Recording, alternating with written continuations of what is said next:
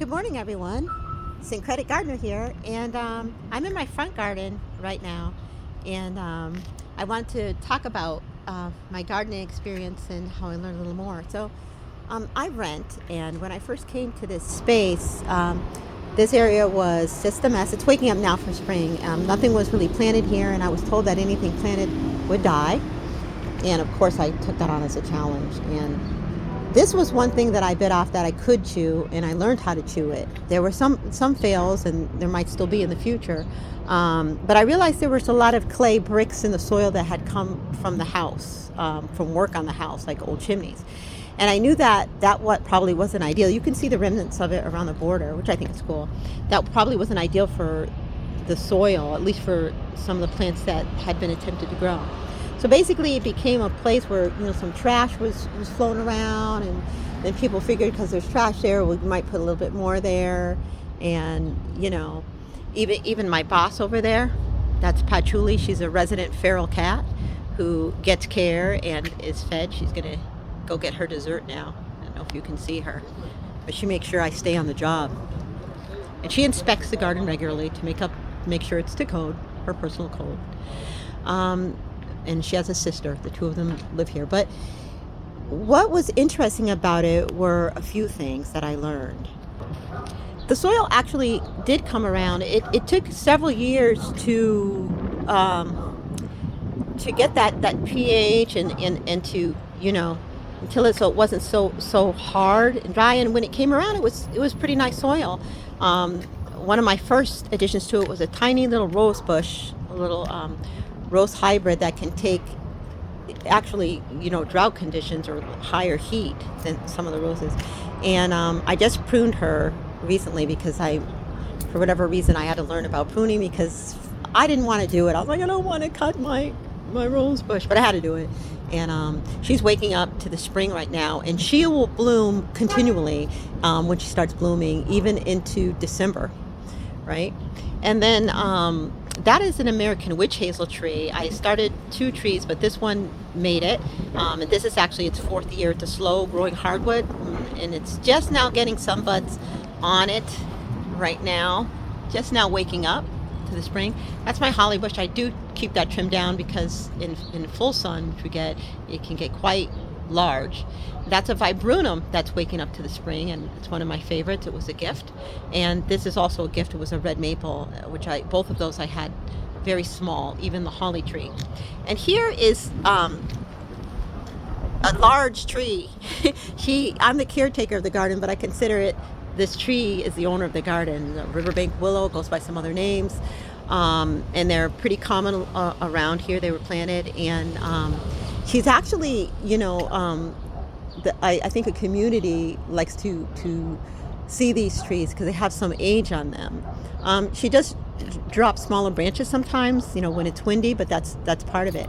But anyways, what I learned about the soil where I'm at is, this part of the community, or this part where I live, had been very much, long ago, it might have been agricultural, like most places were. And it still remained that when other parts of the city were not.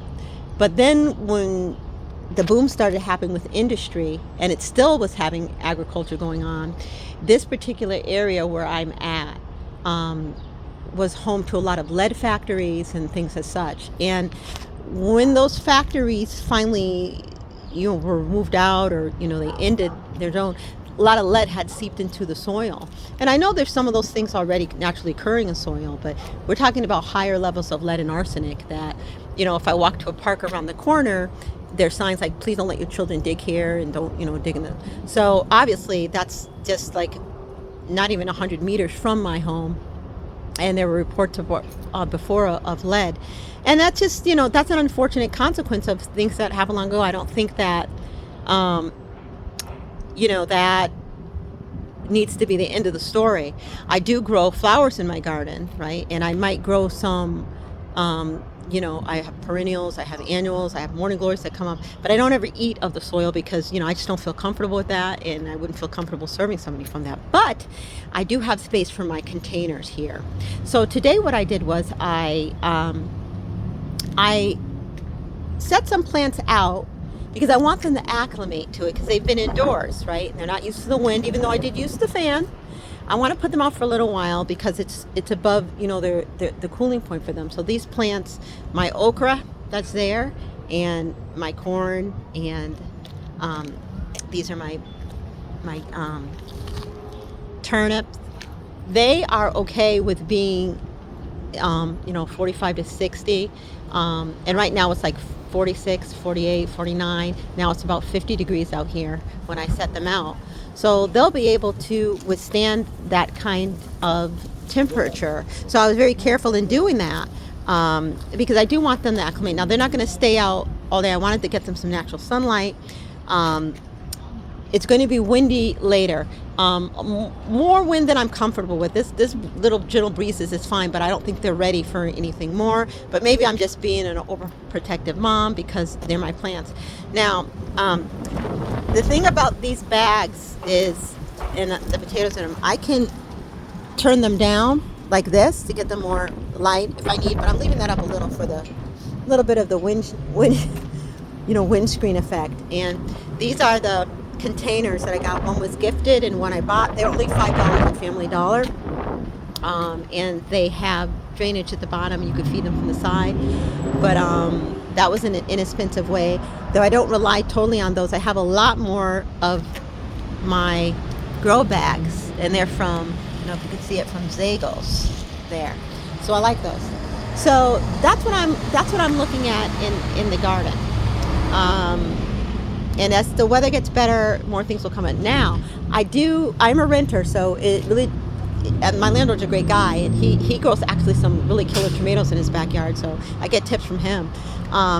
But because I'm a renter, I don't mind any change that I made here that made this space better, and he appreciates it, and I appreciate it, and children walking by appreciate it, and the birds appreciate it, and my boss, the cat, appreciates it.